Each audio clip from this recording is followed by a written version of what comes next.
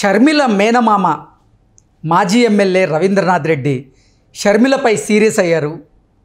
చంద్రబాబు గారి ఆదేశాలతో షర్మిల పుట్టింటిపైనే యుద్ధం చేస్తున్నారని, షర్మిల ఎన్ని కుయుక్తులు పన్నినప్పటికీ కడపలో అవినాష్ రెడ్డి ఎంపీగా గెలవడం ఖాయం అంటూ రవీంద్రనాథ్ రెడ్డి చెబుతున్నటువంటి నేపథ్యంలో అసలు ఈ అంశంలో విజయమ్మ గారు ఏ నిర్ణయం తీసుకోబోతున్నారు అనేది ఇప్పుడు సర్వత్రా చర్చనీయాంశంగా మారినటువంటి నేపథ్యంలో ఈ అంశం మీద మనతో మాట్లాడేందుకు ప్రముఖ సీనియర్ జర్నలిస్ట్ దుర్గా వడ్లమణి గారు మనతో ఉన్నారు. మేడంతో మాట్లాడదాం. దుర్గా గారు నమస్తే అండి. నమస్తే అమ్మా. మేడం, షర్మిల మేనమామ రవీంద్రనాథ్ రెడ్డి షర్మిల మీద సీరియస్ అయ్యారు. చంద్రబాబు గారి ఆదేశాలతో షర్మిల గారు పుట్టింటి మీద యుద్ధం చేస్తున్నారని, అది కరెక్ట్ కాదని, షర్మిల ఏం చేసినప్పటికీ కడప ఎంపీగా అవినాష్ రెడ్డి గెలవడం ఖాయం అంటూ ఆయన చెబుతున్నటువంటి నేపథ్యంలో ఇప్పుడు అసలు విజయమ్మ గారు ఈ అంశం మీద ఏ నిర్ణయం తీసుకుంటారు అనేది ఇప్పుడు సర్వత్రా చర్చనీయాంశంగా మారింది. ఏంటి మేడం, ఈ అంశం మీద మీ విశ్లేషణ ఏంటంటే ఏం చెప్తారు? మనం విజయమ్మ గారి సంగతి తర్వాత చూసుకుంటే ముందు అసలు షర్మిల గారి మనస్తత్వాన్ని తెలుసుకుందాం. తను మొదటి నుంచి కూడా దీంట్లో ఏమి ఇంట్రెస్ట్ చూపించలేదు. ఆవిడ మనకి తెలిసినంత మట్టుకి పాపం అన్నగారు జైల్లో ఉన్నప్పుడు తను పాదయాత్ర చేశారు. ఎండనక వాననక తిరిగి అంతలా తిరిగిన మనిషికి ఎంపీ సీట్ ఇస్తామంటే ఇదే భారతిరెడ్డి ఇదే జగన్ రెడ్డి గారు వద్దన్నారు. మనకు తెలుసు ఆ విషయం. ఆ తర్వాత వివేకానంద రెడ్డి గారు నిల్చుంటానంటే కూడా ఆయన్ని కాదని అప్పుడు అన్నారు. అప్పుడు వివేకానంద రెడ్డి ఏం చేశారు, నేను కాంగ్రెస్ తరఫున నిల్చున్నా, విజయమ్మ గారు నిల్చోపెడదాం మనం అని చెప్పి విజయమ్మ గారు నిల్చోపెట్టి ఆవిడ గెలుపుకి ఆయన కృషి చేశారు. యాక్చువల్గా అప్పుడే అసలు షర్మిల ప్రత్యక్ష రాజకీయాల్లోకి రావాలి. కానీ భారతిరెడ్డి ఇష్టపడలేదు అప్పుడు, మనకి తెలిసినంత మట్టికి. అంతే కదా, ఆవిడకి అసలు ఆ ఇంట్రెస్ట్ ఉంటుంటే ఆ రోజే వచ్చేవారు కదా. షర్మిల తలుచుకుంటే షర్మిల చాలా పెద్ద పొజిషన్లో ఉండేవారు ఆ రోజు. ఎందుకంటే పాదయాత్ర చేసింది ఆవిడ, కష్టపడింది ఆవిడ అన్నగారి కోసం. అటువంటి షర్మిలని వీళ్ళు పక్కన పెట్టేసి ఇప్పుడు మళ్ళా తర్వాత ఆస్తి విషయంలో మిగతా విషయాల్లో తగాదాలు పెట్టి ఆవిడని బయటికి పంపించి వదిన గారు చాలా అన్యాయం చేసింది ఆవిడకి. వదిన అంటే భారతిరెడ్డి గారు. సో అన్నగారు కూడా ఆయన మాట అదే కావచ్చు, లేకపోతే వదిన మాట అదే భార్య మాట విన్నారో మనకి తెలియదు. ఇద్దరు కలిపి షర్మిలని బయటకు తరివేశారు ఒక రకంగా. అప్పుడు విజయమ్మ గారు కూడా బయటకు వచ్చారు. ఈవిడతో పాటు కొంతకాలం ఉన్నారు. ఈవిడేమో తెలంగాణలో ఇక్కడ ఒక పార్టీ పెట్టి ఆ పార్టీలో ఉందామని అనుకున్నారు. ఇవన్నీ ఎందుకు జరిగాయి? అన్నా వదిన ఆవిడకి అన్యాయం చేయబట్టి ఆవిడ ప్రత్యక్ష రాజకీయాల్లోకి వచ్చారు. లేకపోతే ఆవిడ అసలు వచ్చే ఉద్దేశంలో లేరు. ఆవిడకి ఒక మంచి ఒక ఎంపీ పొజిషన్ ఏదో ఇచ్చేస్తుంటే ఆవిడ హ్యాపీగా ఉండేది ఆవిడ. ఇప్పుడు మీకు మనం ఎక్కడ కంపేర్ చేసుకోవచ్చు అంటే స్టాలిన్తో కంపేర్ చేసుకోవచ్చు. ఇప్పుడు స్టాలిన్ ఉన్నారు, కన్నిమొళి ఎప్పుడు కూడా తను ఇష్టపడలేదు, తను సీఎం కావాలనుకోలేదు ఆవిడ. స్టాలిన్ ఏం చెప్తే అది చేసింది, ఆవిడ ఎంపీగా వెళ్ళారు, ఆవిడ హ్యాపీగా ఉంది. ఎప్పుడు కూడా అక్కడ గొడవలు రాలేదు అన్నా చెల్లెల మధ్య. అవును, మనం చూసుకున్నంత మట్టికి ఇక్కడ కూడా అదే జరిగేది మనకి. ఈవెన్ ఇక్కడ మనం తెలంగాణలో కూడా కంపేర్ చేసుకోవచ్చు.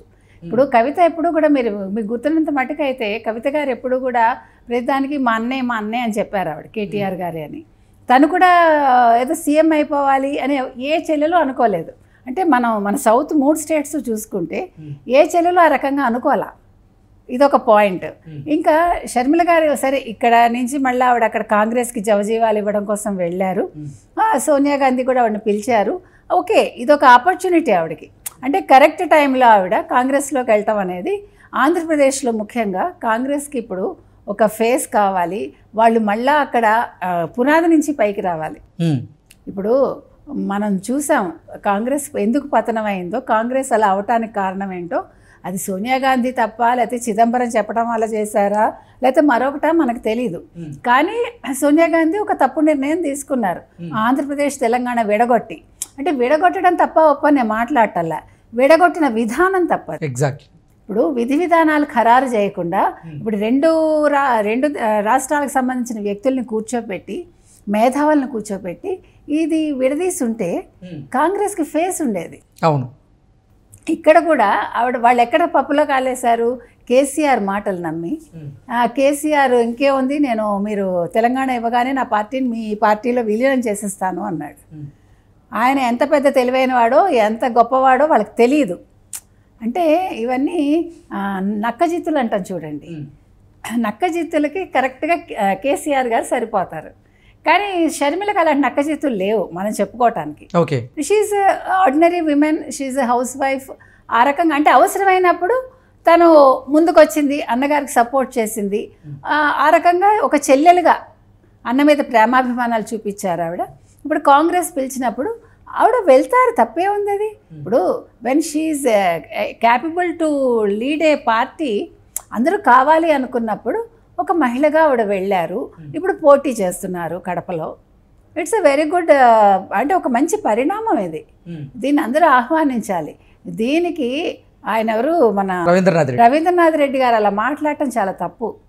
ఎందుకంటే ఆయన కడప ఎంపీగా ఉన్నాడు, ఆయన ఒకప్పుడు, ఇప్పుడు కమలాపురం ఎమ్మెల్యేగా, మాజీ ఎమ్మెల్యేలు అన్నీ మాజీలే. అటువంటి వ్యక్తి ఈ రకంగా మాట్లాడటం, he has to encourage her. ఇప్పుడు మీకు ఎంత వైరాలున్నా, ఇప్పుడు ఒక ఫ్యామిలీ బాండ్ అనేది, ఫ్యామిలీ బైండింగ్ అనేది మొదటి నుంచి వైఎస్ రాజశేఖర రెడ్డి గారి కుటుంబంలో ఉంది. వాళ్ళు ఎన్ని కొట్లాట్లున్నా ఎన్నున్నా, ఇప్పుడు వివేకానంద రెడ్డి గారు కూడా తలొగ్గాడు కదా, తలొగ్గి విజయమ్మ గారికి సీట్ ఇచ్చాడు. తర్వాత ఆయనే చెప్తాడు, ఆయన విష్ అది, నేను ఎంపీ కాలేకపోయినా షర్మిలమ్మ అవ్వాలి అంటాడు ఆయన. ఆయన చనిపోకముందు ఆయన కోరిక అది. సో ఆ రకంగా చూసుకున్నా కూడా షర్మిల ఇప్పుడు నిల్చోవటం అనేది చాలా కరెక్ట్ అది. అంటే ఏ రకంగా చూసుకున్నా, అటు ఇప్పుడు చిన్నాన్నకు ఆ రకంగా అవటం వల్ల చిన్నాన్న ఆత్మ శాంతించాలంటే ఈవిడ కడప ఎంపీ అయ్యి చూపించాలి ఈవిడ. సో ఇప్పుడు విజయమ్మ గారు ఏం చేస్తారు, విజయమ్మ గారు మళ్ళీ మొన్న వెళ్ళి కొడుకు దగ్గరికి వెళ్ళింది ఆవిడ. అంటే షీ హ్యాస్ టు డిసైడ్, నేను కొడుకు వైపు ఉండాలా, కూతురు వైపు ఉండాలా. లేదు, ప్రేమ సరిగా పంచచ్చు కొడుక్కి కూతురికి ఈక్వల్గా. రాజకీయాల్లో మాత్రం ఆవిడ తలదూర్చకూడదు. అలాంటి అటు కొడుక్కి రాజకీయాల్లో సపోర్ట్ చేయకూడదు, ఇటు కూతురికి సపోర్ట్ చేయకూడదు. కానీ అప్పుడేమో కొడుక్కి సపోర్ట్ చేసింది ఆవిడ, ఇప్పుడు మళ్ళీ మధ్యలో కూతురికి సపోర్ట్ చేసింది, ఇప్పుడు మళ్ళీ అటు వెళ్ళింది ఆవిడ. ఓకే మేడం, షర్మిల మీద మేనమామాస్త్రాన్ని సంధించింది భారతీరెడ్డి అంటూ కూడా ఒక వార్త ఇప్పుడు సోషల్ మీడియాలో చక్కర్లు కొడుతున్నటువంటి నేపథ్యంలో ఏంటి ఆ వార్తల్లో వాస్తవం ఉందంటారా? నిజంగా షర్మిల గారి మీద మేనమామాస్త్రాన్ని భారతి గారే సంధించుంటారా?